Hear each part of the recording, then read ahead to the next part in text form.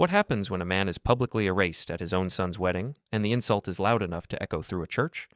They laughed at my cheap suit and called me a failure, but they didn't see what my son saw when he stood up at the altar. That moment ended one family's arrogance and quietly rewrote all of our lives. Before we go any further, take a second to subscribe, hit the hype button, and like the video. It really helps the channel grow. And tell us in the comments, what would you do in this situation? I wore the same suit I'd worn to my wife's service 11 years ago. Dark gray, off the rack from a department store that doesn't exist anymore. The shoulders sagged a little, the cuffs were frayed, and the fabric had that tired shine you get from too many dry cleanings. It was the only suit I owned. The church parking lot was full when I arrived. Late October sun cut through the trees, lighting up rows of expensive cars, BMWs, a couple of Audis, one cherry red Tesla. I parked my 15-year-old Honda between a Lexus and a Mercedes and tried not to think about the contrast. Inside my workshop that morning, surrounded by mounted deer heads and half-finished bobcats, I'd considered not coming. My hands had been steady as I tied my tie in the bathroom mirror, the same hands that could reconstruct a pheasant's wing structure from memory. Steady, but not quite calm. Evan was getting married. My son, 27 years old, working in finance, living in a condo I'd never seen. The bride's name was Jade Klein, and I'd met her exactly twice. Once at a coffee shop, once at a dinner where her mother, Marjorie, had made it clear I wasn't what she'd hoped for in terms of family connections. I walked toward the church entrance, feeling the October wind pull at my jacket. The suit felt tighter across my shoulders than I remembered, or maybe I was just more aware of it. A woman I didn't recognize was standing near the doors, talking to two others. They all wore elegant dresses, real jewelry, the kind of polish that comes from salon appointments and personal shoppers. One of them glanced at me, then quickly looked away. I reached for the door handle. Holden. Marjorie Klein's voice cut through the parking lot noise like a car alarm. She was walking toward me with her sister, Lydia, both of them dressed in coordinating lavender. Marjorie's heels clicked on the pavement with the rhythm of someone who expected the world to clear a path. "Marjorie," I said. "Lydia." Marjorie stopped 3 feet away, her eyes traveling from my shoes to my collar. The look on her face was something between pity and disgust. "Oh, Holden," she said, loud enough that people nearby turned to look. "Is that really what you're wearing?" I didn't answer. "I mean, it's your son's wedding." She glanced at Lydia, who made a small, sympathetic noise. "Jade's family is here. Business partners, people from the firm." "I'm aware," I said. "This is a formal event." Marjorie's voice climbed higher. "Couldn't you have made an effort? Rented something? Borrowed from someone?" Lydia touched her arm. "Marjorie, maybe?" "No, it's fine. He's the father of the groom. People will wonder." She turned back to me, shaking her head. "Though I suppose we shouldn't be surprised. This is exactly the kind of impression you've always made." A couple walking past us slowed, pretending not to listen. "I'll stay in the back," I said quietly. "I'm just here for Evan." "Of course you are." Marjorie's laugh was sharp. The father who lives in some workshop full of deceased animals. Very impressive legacy. Lydia whispered something I couldn't hear. "What?" Marjorie said, turning to her sister. "It's true? Jade told me he works with taxidermy. Stuffing things. Can you imagine? And he wonders why Evan doesn't bring him around." My throat tightened, but I kept my face neutral. I'd learned a long time ago that reacting only made things worse with people like Marjorie. "Evan succeeded despite you, Holden," she continued, her voice carrying across the parking lot. "Thank goodness he had Jade's family to guide him these past few years. Real mentorship, real opportunities." I looked past her toward the church doors. Through the glass, I could see people gathering inside, finding their seats. Flower arrangements lined the aisle. White ribbons. "I should get inside," I said. "Yes, you should, before anyone else sees that suit." Marjorie stepped aside, gesturing toward the entrance like she was granting permission. "There's seating in the back. I'm sure you'll understand." I walked past them without another word. Behind me, I heard Lydia's voice, softer now. "That was harsh, even for you." "Someone has to be honest," Marjorie replied. The church doors closed behind me with a soft thud. The nave was already half full. Evan's side, my side, was noticeably smaller than Jade's. I recognized a few faces from his college years, a couple of cousins I hadn't seen since the funeral. Most of the crowd was on the bride's side, confident, well-dressed people who looked like they belonged in places like this. An usher approached me. Young guy, maybe 19, wearing a tuxedo that probably cost more than my monthly rent. Groom's side or bride's side? He asked. Groom's. He glanced at his list, then at me. Are you immediate family? I'm the father. His expression flickered with something like confusion. Oh, let me check the seating chart. I waited while he consulted with another usher. They whispered back and forth, looking at a printed diagram. Finally, the first usher returned. We have you back here, he said, leading me down the side aisle toward the rear of the church. Not the front row, not even the second or third. The fifth row, on the far end, half hidden behind a stone column. This is fine, I said, sliding into the pew. He nodded and walked away quickly. I sat there, hands folded in my lap, watching the church fill up. The organ played something classical. People greeted each other with hugs and laughter. I recognized a few faces from the limited wedding planning meetings I'd been invited to. Jade's father, a tall man with silver hair who ran some kind of consulting firm. Jade's grandmother, seated in the front row like royalty. Marjorie entered with Lydia and a few other relatives. She saw me in the back and whispered something to the woman next to her. They both glanced in my direction, and the woman covered her mouth as she laughed. I looked down at my hands. The calluses were still there, permanent marks from years of precise knife work, wire wrapping, and reconstructing delicate bone structures. My wedding band was gone. I'd stopped wearing it after the 5th year. There was still a faint indentation where it used to sit. The organ music swelled. Everyone stood. The officiant, Pastor Alan Rowe, entered from the side door, followed by Evan and his best man. My son looked sharp. Black tuxedo, perfectly tailored, hair styled with some kind of product that made it look effortlessly neat. He'd always cleaned up well, even as a kid. I remembered teaching him how to tie a tie when he was 14, the two of us standing in front of the bathroom mirror, his hands fumbling with the silk while I guided him through the steps. He looked nervous now, standing at the altar. His eyes scanned the crowd, bride's side, groom's side, and for a moment they landed on me. I gave him a small nod. He didn't nod back, but his expression softened just slightly before he turned toward the aisle. The wedding march began. Jade appeared at the back of the church, radiant in white, her father at her side. People gasped, cameras flashed. She walked slowly, smiling at the guests, her dress trailing behind her like something from a magazine. I watched Evan's face as she approached. He looked happy. That was all that mattered. The ceremony began. Pastor Rowe's voice was calm and steady, guiding them through the traditional vows. I tried to focus on the words, but my attention kept drifting to the people around me. The woman in front of me kept adjusting her hat. The man beside her checked his phone twice. Marriage is a sacred bond, Pastor Rowe said, built on trust, respect, and mutual support.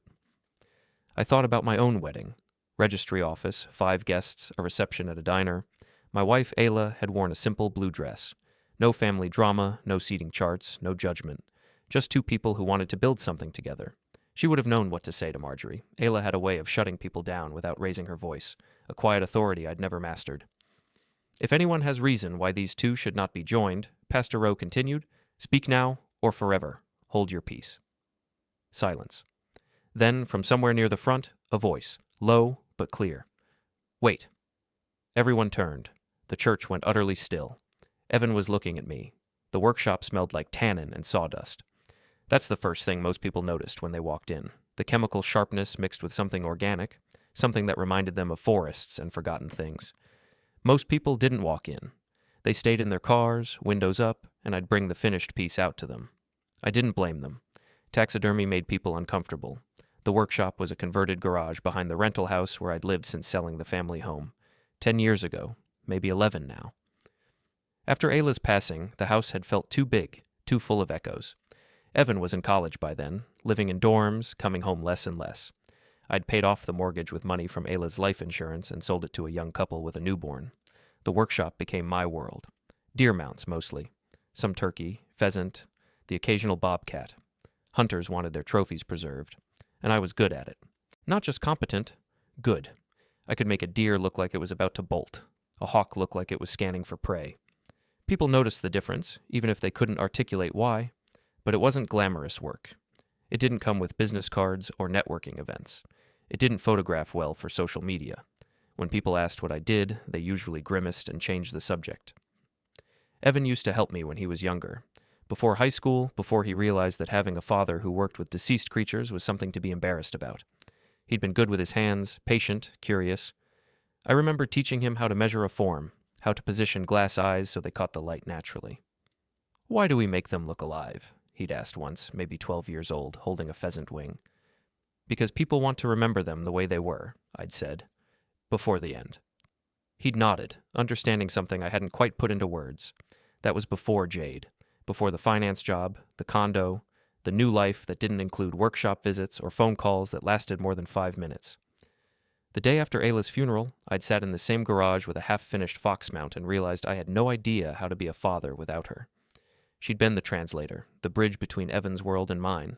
She'd known when to push him, when to let him drift, when to pull us all back together. I just knew how to work with my hands. Over the years, I'd helped Evan financially when I could. College tuition, partially, books, a security deposit on his first apartment. I never asked for credit or acknowledgement. That wasn't the point. The point was making sure he had what he needed. I'd signed some paperwork about 7 years ago, something Ayla's attorney, Caleb Morin, had recommended. Legal structures, trust arrangements, things I didn't fully understand but nodded along to because Caleb said it would make things easier if anything happened to me. I'd been 51 then, healthy, not thinking about my own ending. I'd signed where he told me to sign. After that, I'd mostly forgotten about it. Evan had met Jade 3 years ago. They'd been introduced at some company event, started going out, got serious fast. She was smart, ambitious, worked in marketing for a pharmaceutical company. She came from money, not extreme wealth, but the comfortable kind that came with country club memberships and vacation homes. The first time I met her was at a coffee shop near Evan's apartment. He'd seemed nervous, adjusting his collar, checking his phone. Jade had been polite, smiley, asking me questions about my work with the kind of curiosity that felt rehearsed. "Taxidermy," she'd said, nodding slowly. "That's so unique." "It pays the bills," I'd said. "I'm sure it does." She'd glanced at Evan, then back at me. "Evan's told me so much about you." That was a lie. I could tell from the way she said it. Too careful, too bright. Evan hadn't told her much at all. The second time I met her was at a dinner 6 months later. Marjorie had been there, along with Jade's father, Cedric. The restaurant was expensive, the kind of place where the menu didn't list prices and the waiters wore ties. I'd worn the same suit I'd wear to the wedding a year later. Cedric had been cordial, Marjorie had not. "So you work with animals," she'd said, dabbing her napkin at the corner of her mouth. "How quaint." "Deceased animals," I'd clarified. "Yes," Evan mentioned. She'd smiled tightly. "It must be difficult, trying to make ends meet with such a niche trade." "I manage." "I'm sure you do." Her tone suggested otherwise. "Jade's father owns his own firm, consulting, very successful, and Evan's doing so well in finance now. We're thrilled to have him in the family." I'd looked at Evan. He'd been staring at his plate, fork frozen halfway to his mouth. "Evan's worked hard," I'd said. "Oh, absolutely. Though I imagine it was challenging, not having certain advantages growing up." Marjorie had sipped her wine. "But that's behind him now. He's got real opportunities ahead." The rest of the dinner had been a blur. Polite conversation, forced laughter, the kind of small talk that felt like a test I was failing without knowing the questions. When I'd gotten home that night, I'd sat in the workshop for an hour, not working, just thinking. I remembered Ayla's voice. "Don't let people like that get to you. They're insecure, so they tear others down." But it wasn't about me. It was about Evan. And Evan had sat there, silent, letting his future mother-in-law treat me like I was a problem to be managed. That had hurt more than any insult. Over the next year, as the wedding planning ramped up, I'd been included less and less. Evan would text me updates. Venue is booked. Picked a date. Invitations went out. Everything felt distant, transactional. I'd offered to help pay for something, anything. Flowers, the photographer, part of the reception. Evan had said no, that Jade's family was handling it. I'd stopped pushing. 2 weeks before the wedding, I'd gotten a reminder notification on my phone, something I'd set years ago and forgotten about. It was linked to one of those documents Caleb had made me sign, a review date, a check-in to make sure everything was still in order. I'd almost dismissed it. Then I'd called Caleb. "Holden," he'd said, sounding surprised to hear from me. "Everything okay?" "Got a reminder about some paperwork," I'd said, from a few years back. "Oh, right. The trust structures. You want to review those?" "Should I?" There'd been a pause. Might not be a bad idea, especially with Evan getting married. Make sure everything's clear, legally speaking. So I'd driven to his office. Small building downtown, above a bakery. Caleb was in his 60s now, mostly retired, but he still handled a few old clients. He'd been Ayla's attorney first, then mine by extension. We'd sat in his cramped office, surrounded by filing cabinets and framed diplomas. He'd pulled out a folder marked with my name. "Okay," he'd said, flipping through pages. "So, Ayla set up a few things before she passed. Life insurance beneficiaries, property rights, some financial trusts. You're listed as the primary executor for Evan's inheritance structures." "Inheritance?" I'd said. "I don't have much to inherit." Caleb had looked at me over his reading glasses. "Holden, Ayla's life insurance policy was substantial. You didn't touch most of it. It's been sitting in managed accounts, accumulating interest, earmarked for Evan's future." I'd blinked. "How much?" He'd shown me the numbers. I'd felt my stomach drop. "You didn't know?" Caleb had asked. "I knew there was some money set aside. I didn't realize it was—" "Quite a bit," Caleb had finished. "And according to the documents Ayla drafted, you maintain legal authority over disbursement until Evan turns 30 or certain life conditions are met, marriage being one of them. So, when he gets married, he gains access, yes, but only with your approval and signature. Ayla wanted to make sure he didn't make impulsive financial choices too young. You're the gatekeeper." I'd sat there, processing. Does Evan know about this? He should. We sent him copies of everything when he turned 25. But I wasn't sure he did. Or if he did, he'd never mentioned it to me. Maybe he'd filed it away, forgotten about it, assumed it didn't matter. Or maybe Jade's family had no idea. "Why didn't you tell me this was significant?" I'd asked.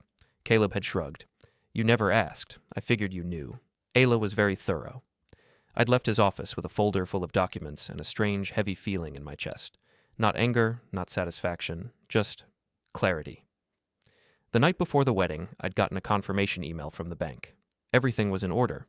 All the structures Ayla had put in place were still active, still enforceable. I'd sat in the workshop, reading through the papers by lamplight, and thought about what Marjorie had said at that dinner. Real opportunities. She had no idea. The church was quiet in a way that felt unnatural. 200 people holding their breath, waiting. Evan stood at the altar, his hands at his sides, staring at me.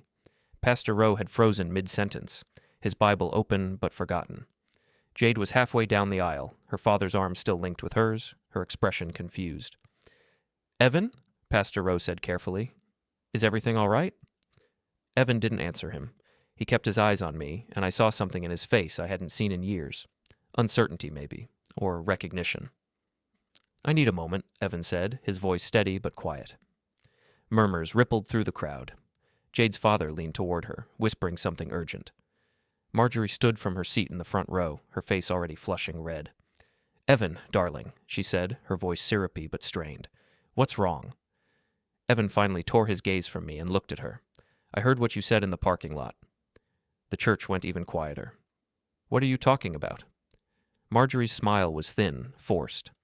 "About my father." Evan gestured toward me, and every head in the building turned.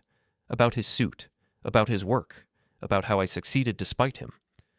Marjorie's face went through several expressions in quick succession, confusion, indignation, then something like panic. "Evan, that was just—" "I heard you," Evan interrupted. His voice was louder now, carrying through the stone walls. "I've been hearing comments like that for 3 years. From you, from Lydia, from your friends at those dinners, and I let it happen." Jade stepped forward, her hand reaching for his. "Evan, we don't have to do this now." "Yes, we do," he said, not unkindly but firm. He pulled his hand back gently. "Because I've let this go on too long, and I'm done pretending it's okay." I felt my chest tighten. I wanted to stand up, to tell him it didn't matter, to let him continue with his wedding without making a scene, but I couldn't move. My hands gripped the edge of the pew, and I just sat there, watching my son do something I'd never had the courage to do. Evan turned back to face the guests. "Most of you don't know my father. He doesn't talk much. He doesn't dress fancy. He doesn't go to networking events or country clubs. He works alone in a workshop, doing a job most people think is weird or creepy." A few uncomfortable laughs scattered through the crowd. "But he's the reason I'm standing here," Evan continued. "Not because he pushed me or forced me or tried to live through me, because he showed up. Every single time. When my mom was sick, he was there. When she passed, he held everything together so I could fall apart. When I needed help with college, he helped. When I needed a place to stay between apartments, he gave me his own bed and slept on the couch." My throat felt tight. I couldn't swallow.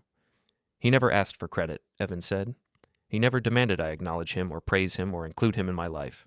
He just existed quietly in the background, making sure I had what I needed, and I repaid him by letting people mock him, by acting embarrassed, by seating him in the back of my own wedding.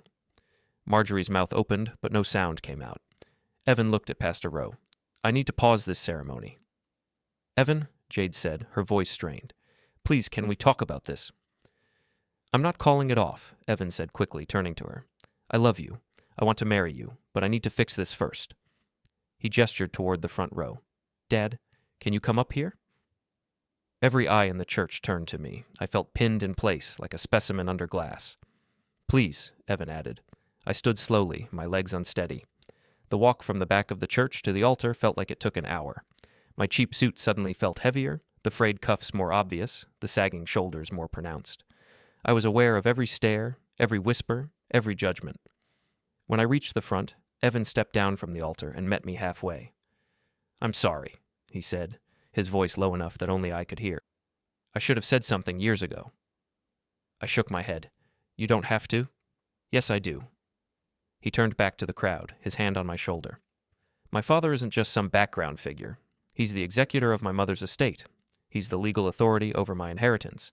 And he's the person who's been quietly managing the financial structures my mom set up before she passed. Structures that have been supporting me for years without me even realizing it. The silence shifted.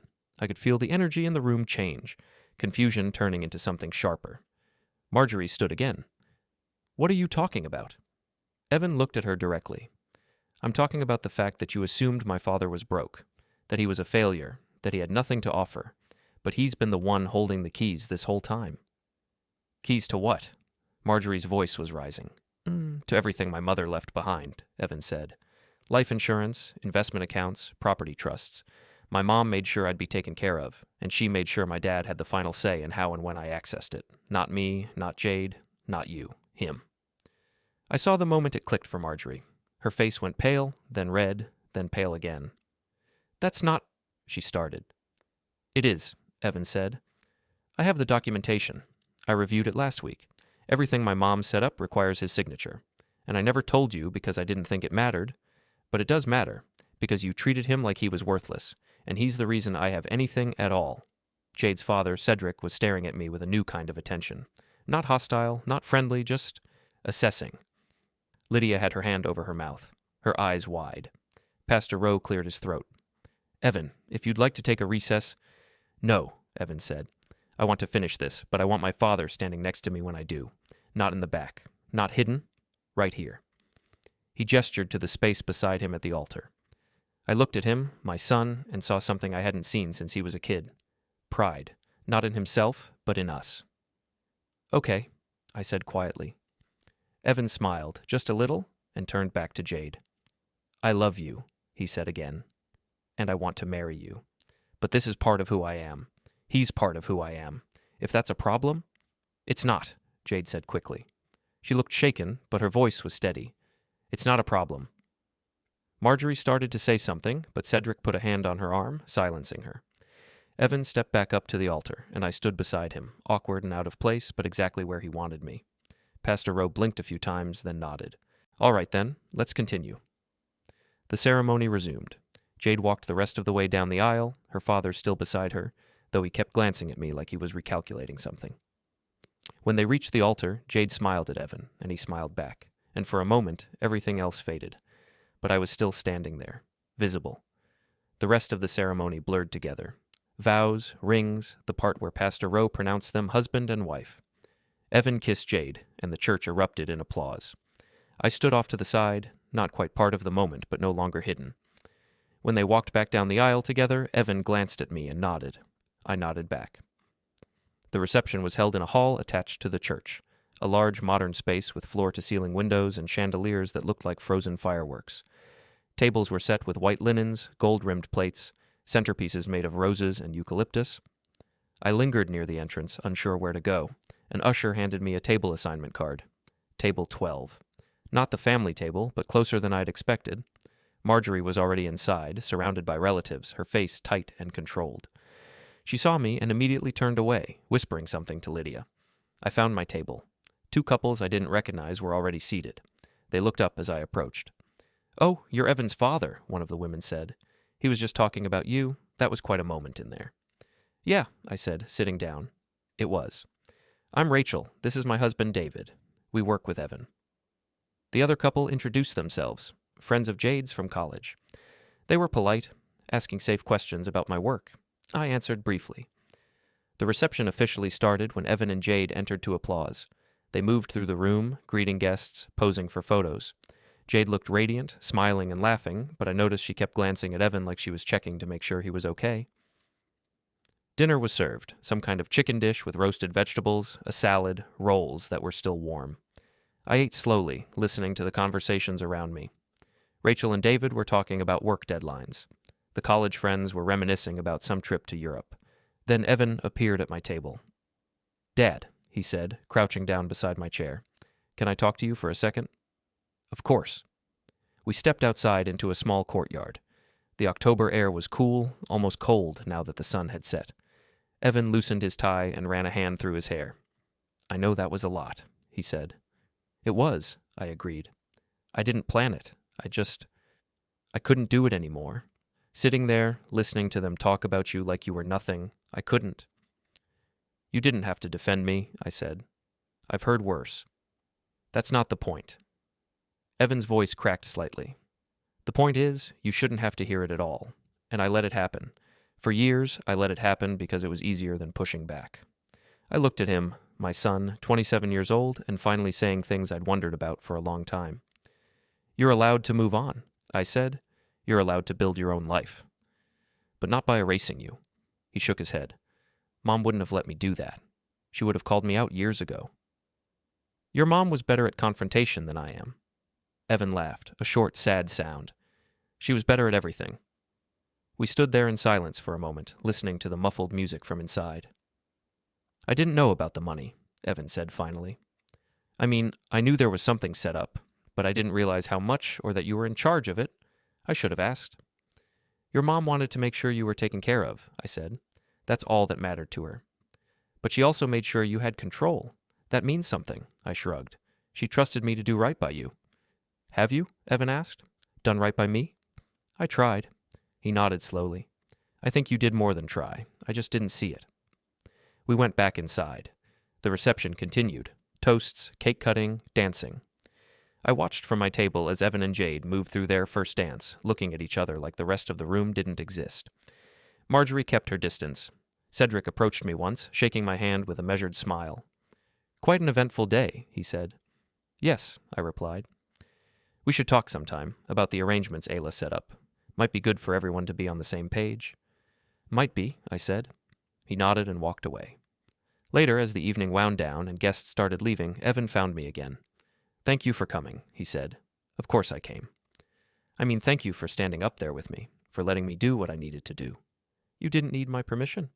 "Maybe not. But it helped knowing you were there." I looked at my son, this grown man who still had traces of the kid I'd raised. The same eyes, the same small scar above his left eyebrow from a bike accident when he was 9. "I'm proud of you," I said. Evan's eyes went glassy. "Yeah?" "Yeah." He hugged me then, right there in the middle of the reception hall, and I hugged him back, feeling something settle in my chest that had been unsettled for years. The morning after the wedding, I woke up in my rental house with the sun cutting through the bedroom blinds. My suit was draped over a chair, looking even more worn in daylight. The fabric seemed to hold every moment from the previous day. The parking lot confrontation, the church silence, Evan's voice cutting through 200 held breaths. I made coffee in the small kitchen, standing at the counter while it brewed, thinking about everything that had happened. The machine gurgled and hissed, filling the quiet space with familiar sounds. I'd lived in this house for over a decade now, and it still felt temporary somehow, like I was waiting for real life to start again. My phone buzzed, a text from Evan. "Thanks again for yesterday. Jade and I are heading to the airport soon. I'll call you when we're back from the honeymoon." I typed back, "Have a good trip." 3 dots appeared, then disappeared, then appeared again. Finally, "I love you, Dad." I stared at the message for a long moment before replying, "Love you too." The coffee finished brewing. I poured a cup and sat at the small kitchen table, looking out the window at the neighbor's yard. A squirrel was working its way across the fence, stopping every few feet to assess its surroundings. Patient, methodical. It reminded me of the way I worked, slow, deliberate, paying attention to details others missed. The workshop felt different when I went out there later that morning. Same smells, same tools hanging on pegboards, same half-finished projects on the workbenches. But something had shifted. Maybe it was just me. The air seemed clearer somehow, less heavy with things unsaid. I spent the day working on a deer mount, a 10-point buck a hunter had dropped off 2 weeks ago. The form was already fitted, and I was in the detail stage now, setting the eyes, positioning the ears, making sure the expression looked natural. This was the part that separated good taxidermy from great taxidermy. Anyone could follow the technical steps, but making something look alive required instinct. The buck had been taken in early October, during bow season. The hunter had told me the whole story when he dropped it off, how he'd tracked it for 3 days, how the shot had been clean, how he'd felt both triumph and sadness when the animal finally fell. People always told me their stories, maybe because they needed someone to understand why the ending mattered. I adjusted the left ear slightly, angling it forward like the deer was listening to something just beyond sight. The glass eyes stared back at me, dark and knowing in a way that felt almost uncomfortable. That was the goal, to capture that moment of awareness, that split second before flight or fight. My phone rang around 3 in the afternoon. Caleb's name appeared on the screen. "Holden," he said when I answered. "Heard about the wedding." Word travels fast. Small legal community. Cedric Klein called me this morning. Wanted to confirm some details about Ayla's estate structures. I set down the sculpting tool I'd been using. "What kind of details?" "The kind that make him realize his daughter married into more than he thought." Caleb chuckled. He was very polite about it. Asked if we could set up a meeting to review everything formally. "Do we need to?" "Not legally, but it might smooth things over. Make sure everyone understands how things work going forward." I walked over to the small window, looking out at the yard. The leaves were mostly gone from the trees now, leaving bare branches against the gray sky. "Fine," I said. "Set it up." "Will do. And Holden?" "Yeah?" "I'm glad you finally told Evan. Ayla would be too." After we hung up, I went back to work, but my mind kept drifting. To Ayla, to the decisions she'd made before she passed, to the foresight she'd had that I'd never fully appreciated. She'd known I'd be lost without her. She'd known Evan would need structure and protection. She'd built something that would last beyond her, and I'd been the caretaker of it without really understanding what that meant. I thought about the night she'd sat me down with Caleb, maybe 6 months before the end. She'd been weak by then, the treatment stealing her strength in increments, but her mind had been sharp, focused. "I need you to listen carefully," she'd said, her hand gripping mine with surprising force. "This isn't about you or me, it's about Evan, about making sure he has what he needs, when he needs it, without anyone taking advantage." "Who would take advantage?" I'd asked. "You never know. People change, circumstances change. I just want to make sure there's a plan." I'd signed the papers without really reading them, trusting her judgment the way I always had. She'd been the strategist in our marriage, the one who thought 5 steps ahead while I focused on the immediate task in front of me. The buck's eyes stared at me from the workbench, dark glass, lifeless until I positioned them correctly. I adjusted the left one slightly, tilting it to catch the overhead light, and suddenly the whole face looked different, alert, aware. "There you are," I muttered. I worked until the light started fading, then cleaned my tools and locked up the workshop. Inside the house, I heated up leftover soup and ate it standing at the counter, scrolling through my phone. A few texts from people I barely knew, congratulating me on the moment at the wedding. Someone had apparently posted a photo on social media. Evan standing at the altar, his hand on my shoulder, both of us looking at the crowd. I deleted the texts without responding. 2 days later, I drove to Caleb's office for the meeting. The building was downtown, above a bakery that made the whole stairwell smell like cinnamon and yeast. Cedric was already there, sitting in one of the chairs across from Caleb's desk, looking at his phone. He stood when I entered, extending his hand. "Holden," he said, "thank you for coming." We shook. His grip was firm, businesslike, but his eyes held something I hadn't seen before. Respect, maybe, or at least curiosity. Caleb gestured for us to sit. He had files spread across his desk. Ayla's documents, updated bank statements, account summaries. The papers were organized in neat stacks, labeled with colored tabs. "Gentlemen," Caleb began, adjusting his reading glasses, "let's make sure we're all clear on the structures Ayla Fallon put in place before her passing." He walked us through it methodically. The life insurance policy substantial, but not extravagant. The investment accounts, carefully managed over the years, now worth significantly more than their initial value. The property trust, which included the house I'd sold and several smaller assets Ayla had inherited from her parents. And Holden maintains executor authority over disbursement to Evan until certain conditions are met, Caleb finished. Marriage was one of those conditions, but it doesn't trigger automatic access. Holden still has to approve and sign off. Cedric leaned back in his chair, processing. His tie was loosened slightly, and I could see him running the numbers in his head. So Evan can't access any of this without Holden's consent? Correct. Even now that he's married? Correct. Cedric looked at me, his expression thoughtful. And you've been managing this alone all these years? Caleb's been managing it, I said. I just sign where he tells me to. Don't sell yourself short, Caleb interjected. You've made smart decisions. You didn't touch the principal, you approved conservative investments, and you made sure Evan had what he needed without spoiling him. That takes discipline. Cedric nodded slowly. I underestimated you. Most people do, I said. Fair enough. He folded his hands on the armrest. So what happens now? That's up to Holden, Caleb said, looking at me over his glasses. He can maintain control, he can transfer authority to Evan completely, or he can set up a graduated release schedule. I'd been thinking about this since the wedding. About what Ayla would want, what Evan needed, what made sense for the long term. Ayla had trusted me with this responsibility, and I wasn't going to hand it over carelessly just because Cedric Klein wanted clean paperwork. Graduated release, I said. Give him access in stages, enough to feel secure, not enough to make stupid choices. Caleb smiled. Sounds reasonable. We can structure it by age milestones or life events. First home purchase, first child, that sort of thing. Cedric seemed satisfied with that. That makes sense. Keeps things stable. We spent another 30 minutes working out details, signing updated paperwork, making sure everything was documented properly. Caleb explained the tax implications, the legal protections, the ways the structure could adapt if circumstances changed. I listened carefully, asking questions when I didn't understand, wanting to make sure I got it right. As we were leaving, Cedric stopped me in the hallway outside Caleb's office. The stairwell was narrow, and we had to step aside to let someone pass. Marjorie was out of line, he said quietly. At the wedding, before it. I should have said something sooner. Appreciated, I said. For what it's worth, I think Evan's lucky to have you. I didn't know how to respond to that, so I just nodded. He hesitated, then added, And I'm sorry. For not seeing it sooner, for assuming things. We all make assumptions, I said. Some of us more than others. He gave me a rueful smile. Drive safe, Holden. I walked to my car feeling strange. Not vindicated exactly, but acknowledged. Like I'd been standing in a room full of people for years, and someone had finally turned on the lights. November came.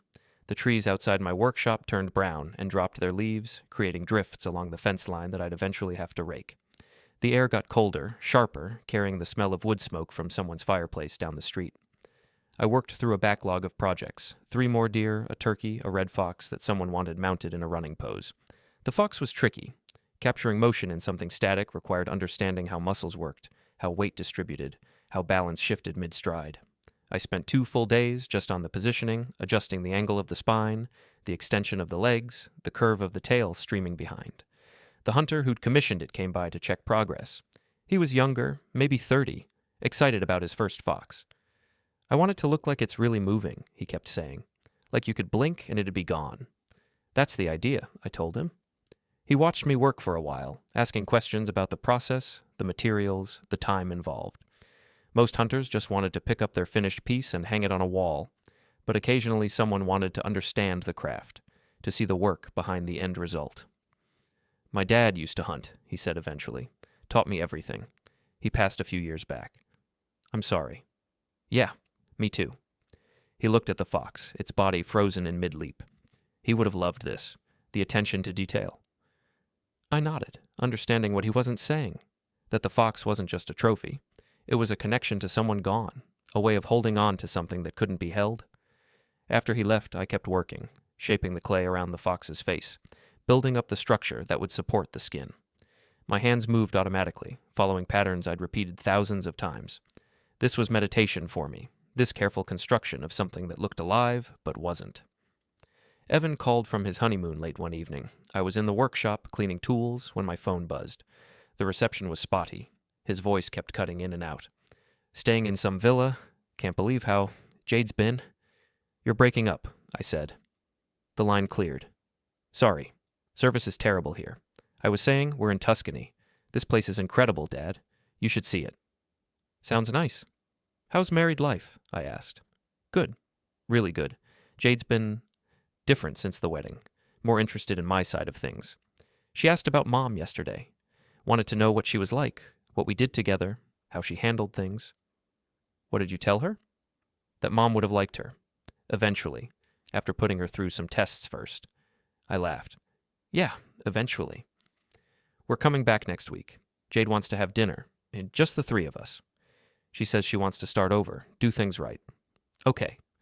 And Dad? Marjorie's been quiet. No calls, no texts. Cedric says she's still processing everything. I think she's embarrassed. Give her time, I said. I don't know if time will help, Evan said. But we'll see. We talked for a few more minutes, the connection fading in and out, before he had to go. After we hung up, I stood in the workshop, surrounded by mounted animals and works in progress, feeling something close to contentment. The dinner happened 2 weeks later at a restaurant downtown, nicer than the places I usually went, but not as expensive as that first dinner with Marjorie. The space was modern, with exposed brick and Edison bulbs hanging from the ceiling. Jazz played softly in the background. Jade wore a simple dress, her hair pulled back in a way that made her look younger. She looked more at ease than I'd ever seen her, less like she was performing and more like she was just existing. Holden, she said when I arrived, standing to greet me. Thank you for coming. Of course. Evan pulled out a chair for me. We got here early and already ordered drinks. Hope that's okay. It's fine. We ordered food, made small talk, discussed the honeymoon, their plans for the holidays, some renovations they were considering for the condo. Jade was animated, telling stories about getting lost in Florence, about a cooking class they'd taken, about how Evan had accidentally ordered snails thinking they were mushrooms. They were actually pretty good, Evan protested. You gagged, Jade said, laughing. I did not gag. I paused. Watching them together, seeing how comfortable they were, I felt some tension I didn't know I'd been carrying finally release. This was what I'd wanted for Evan, someone who made him laugh, who challenged him, who saw him completely. Then Jade set down her fork and looked at me directly, her expression turning serious. I need to apologize, she said. You don't... Please, let me finish. She took a breath, her hands folding in her lap. I knew my mother was being awful to you. I heard the comments, saw the way she treated you, and I didn't stop it because, honestly, I didn't think it mattered. I thought you were just this quiet guy who didn't care about status or appearances. I didn't realize how much Evan cared, or how much it was hurting him to watch it happen. Evan reached over and took her hand. I'm sorry, Jade continued, her voice steady but soft. I should have said something. I should have stood up for you the way Evan did. You deserved better than that, and I failed you. It's okay, I said. It's not, but I appreciate you saying that. She smiled, a little sad. I'm going to try to be better. About a lot of things. About not making assumptions about people. About standing up when something's wrong. About being the kind of person Evan sees when he looks at me. I'd like that, I said. Me too. She picked up her fork again, then set it back down. And I want you to know, I'm glad Evan has you. I'm glad our kids will have you. You're not what I expected, but that's a good thing. I felt my throat tighten. Thank you. The rest of the dinner was easier. We talked about normal things, movies we wanted to see, books Jade was reading, whether the local football team had a chance this season. Jade asked about my work, actually listening when I explained the process of mounting a fox in motion. Evan told stories about college I'd never heard before, making Jade laugh so hard she had to wipe her eyes.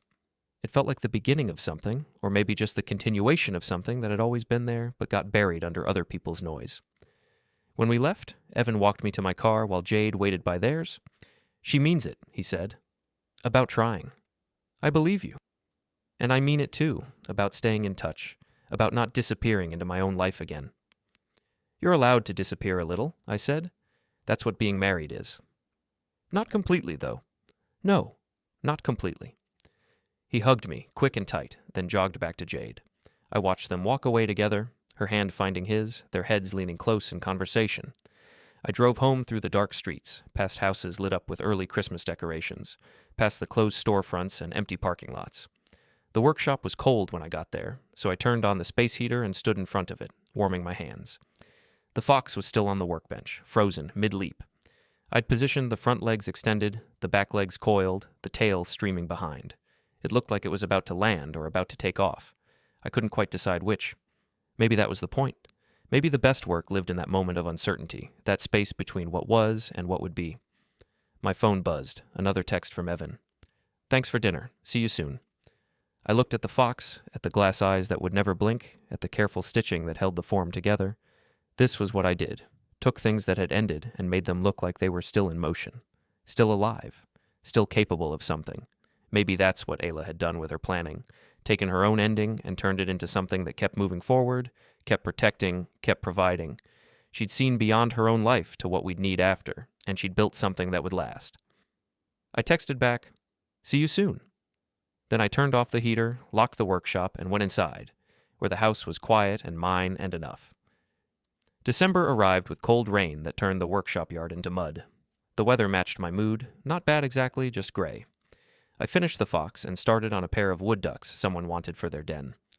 Ducks were different from mammals. The feathers required more patience, more attention to color and texture. Each feather had to be individually positioned, creating layers that looked natural rather than arranged. The drake was particularly challenging. Wood ducks had iridescent plumage that changed color depending on the angle of light. Capturing that effect required careful paintwork, building up translucent layers that would catch and reflect light the way living feathers did. I spent hours mixing colors, testing them on scrap material, trying to get the green and purple tones just right. Evan came by on a Saturday afternoon, surprising me. He knocked on the workshop door, and when I opened it, he was standing there in jeans and an old jacket I remembered from high school. The jacket was worn at the elbows, faded from multiple washings, but he'd kept it all these years. "Can I come in?" "Always." He stepped inside, looking around like he was seeing it for the first time. His eyes landed on the ducks, then moved to the shelves where I kept finished pieces waiting for pickup, then to the tools hanging in precise order on the pegboard wall. "You're still doing this," he said. "Still doing this." He walked over to the workbench, studying the partially completed drake. "I forgot how detailed it is. All these tiny feathers. Each one matters." Evan picked up one of the tools, a needle-nose pliers I used for positioning wire armatures. He turned it over in his hands, testing the weight. "Do you remember teaching me how to do this?" "Yeah." "I was terrible at it." "You weren't terrible. You were impatient." He laughed. "Same thing, basically." "Not really. Impatience can be fixed. Terrible is harder." We worked side by side for a while, not talking much. I showed him how to position the individual feathers on the drake's wing, how to make sure they overlapped naturally, how to check the angle against reference photos I kept tacked to the wall. His hands were steadier than they'd been as a kid, more controlled. He'd learned patience somewhere, even if not from taxidermy. "Jade's pregnant," he said suddenly, not looking up from the feather he was positioning. I stopped working and looked at him. "Yeah?" "Yeah. We just found out. It's early, so we're not telling people yet. But I wanted you to know." Something warm spread through my chest, radiating outward until my hands felt shaky. "Congratulations." "Thanks." He set down the pliers and finally met my eyes. "I've been thinking about what kind of father I want to be, and I keep coming back to you." "Don't use me as a template," I said. "I made a lot of mistakes." "But you showed up. That's the part that matters. You didn't try to be someone you weren't. You didn't pretend to have answers you didn't have. You just showed up and did the work." I turned back to the drake, adjusting a wing feather that had slipped out of position. That's all any of us can do. "I know, but it's more than a lot of people manage." He picked up the pliers again, going back to the work. "Mom would be happy about the baby. She would. And she'd be happy about us, about this." I thought about Ayla standing in this same workshop, watching Evan and me work together on some project he'd long since forgotten. She'd always said we were more alike than either of us realized, quiet, methodical, better with our hands than our words. "Yeah," I said. "She would." We kept working until the light started to fade. Evan finished positioning the feathers I'd shown him, then stepped back to look at his work. The wing wasn't perfect, but it was good, natural. The feathers lay in the right direction, overlapping the way they would on a living bird. "Not bad," I said. "Not great either. It's good enough, and good enough is usually good enough." He smiled at that, understanding the lesson beneath the words. Before he left, he turned back at the door, his hand on the frame. "We want you involved. When the baby comes, Not just visiting occasionally, but really involved. I'd like that. Good, because this kid's going to need someone to teach them patience. God knows Jade and I don't have much. I laughed. I'll do my best. After he left, I stood in the workshop for a long time, looking at the drake with its half-finished wings. Evan's work was visible in the pattern. Slightly different from how I would have done it, but not wrong, just different. His own approach layered onto mine. That's what family was, I thought.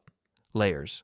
Each generation adding their own pattern to what came before, creating something that was both familiar and new. I picked up my tools and kept working. The weeks moved forward. I went to a doctor's appointment, routine checkup, nothing serious. Saw Caleb again to finalize the graduated release structure for Evan's inheritance, had Christmas dinner at Evan and Jade's condo, just the three of us, eating takeout Chinese food and watching old movies. Marjorie's name came up once. Jade mentioned she'd called to apologize, her voice stiff and formal, reading from what sounded like a prepared script. "Did you accept?" Evan asked. "I told her I appreciated it," Jade said. "I didn't say I forgave her. Not yet." "Fair enough." In January, Evan called with news that the pregnancy was progressing well. They'd heard the heartbeat. Everything looked healthy. "We want you to be involved," he said, "when the baby comes. Not just as a grandparent, but really involved." "I'd like that." "Good, because this kid's going to need someone to teach them patience. God knows Jade and I don't have much." I laughed. "I'll do my best." The workshop stayed busy. A hunter brought in a massive elk head, 12 points, thick neck, the kind of trophy that would dominate a room. I took measurements, discussed mounting options, agreed on a price that would keep me working for months. On a cold February morning, my phone rang. Unknown number. "Is this Holden Fallon?" A woman's voice, professional. "Yes." "This is Patricia from Riverside Hospital. We have Marjorie Klein here. She's asking to speak with you." I was silent for a moment. "Is she okay?" "She's stable, but she's quite insistent about seeing you. Would you be willing to come in?" I almost said no. Then I thought about Evan, about Jade, about the baby coming. "I'll be there in 20 minutes. The hospital was on the east side of town, a sprawling complex of white buildings. I found Marjorie in a private room on the 3rd floor. She looked smaller than I remembered, her hair pulled back without its usual careful styling, her face pale. "Holden," she said when I entered. "You came." "What happened?" "Minor cardiac event. They're keeping me for observation." She gestured to the chair beside her bed. "Sit, please." I sat. "I've been thinking," she said, "about the wedding, about everything I said, about who I've been." I waited. "I was cruel to you, deliberately cruel, because I was scared." "Scared of what?" "That Evan would choose your world over ours. That Jade would see something in your quiet dignity that she'd find lacking in our loud performance." Marjorie's voice cracked. "And I was right to be scared, wasn't I? Because that's exactly what happened." "Evan didn't choose sides," I said. "He just stopped pretending." "I know that now." She looked at her hands. "I'm sorry, Holden, truly. Not because I'm lying here wondering if my heart will hold out, but because I should have been sorry years ago." "Okay. That's it? Just okay?" "What do you want me to say?" "I don't know. Maybe that you forgive me." I thought about that. About Ayla, about Evan, about the workshop and the quiet life I'd built. "I don't hold grudges," I said finally. "So I guess that's close enough to forgiveness." Marjorie nodded, tears sliding down her cheeks. "Thank you." I stayed for a few more minutes, then left. In the parking lot, I called Evan and told him about the visit. "You didn't have to do that," he said. "I know." "But I'm glad you did." Spring came late that year. The snow held on through March, and when it finally melted, everything turned muddy and gray before the green pushed through. Jade had the baby in early April, a girl they named Calla. I met her in the hospital, this tiny creature wrapped in pink blankets, her eyes squeezed shut against the world. Evan held her like she was made of glass. "Want to hold her?" he asked. I took Calla carefully, supporting her head the way you're supposed to. She was warm and surprisingly heavy for something so small. Her fingers curled and uncurled, searching for something to grip. "She looks like Mom," Evan said. He was right, something about the shape of her face, the curve of her chin. "Yeah," I said, "she does." Jade recovered quickly. They brought Calla home to a nursery they'd spent weeks preparing. I visited once a week, bringing groceries or takeout, holding the baby so they could shower or nap or just breathe. One evening in May, I was at their place sitting in the living room with Calla asleep on my chest. Evan and Jade were in the kitchen making dinner, their voices low and comfortable.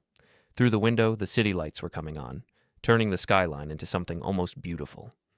Calla stirred, made a small noise, then settled back into sleep. Her breath was soft and steady against my shirt. This was what Ayla had worked for. This moment. This continuation. "Dad?" Evan appeared in the doorway. "You okay?" "Yeah," I said. "Just thinking."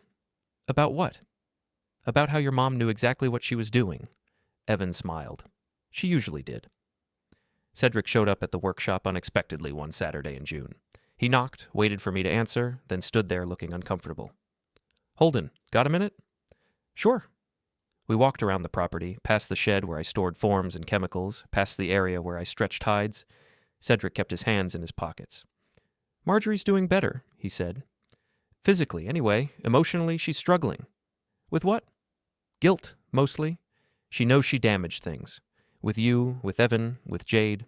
She's trying to figure out how to fix it." "Can't fix the past," I said. "No, but you can change the future." Cedric stopped walking. She wants to be part of Calla's life. Not in charge, not controlling, just present. But she's afraid to ask. I thought about that.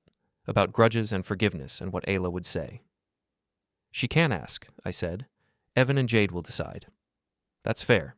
Cedric nodded. "And for what it's worth, you've handled all of this with more grace than most people would." "I didn't do much." "You did exactly enough." He started walking again.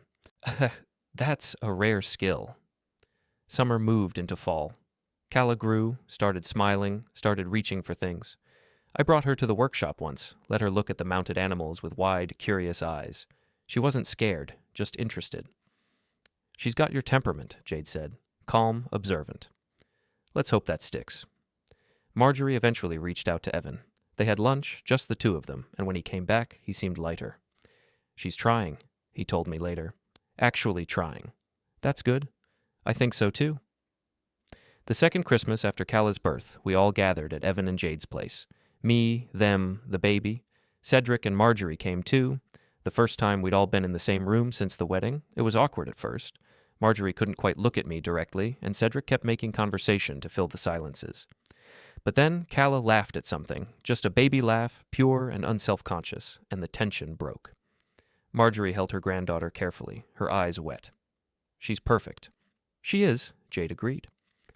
Dinner was easier than I'd expected.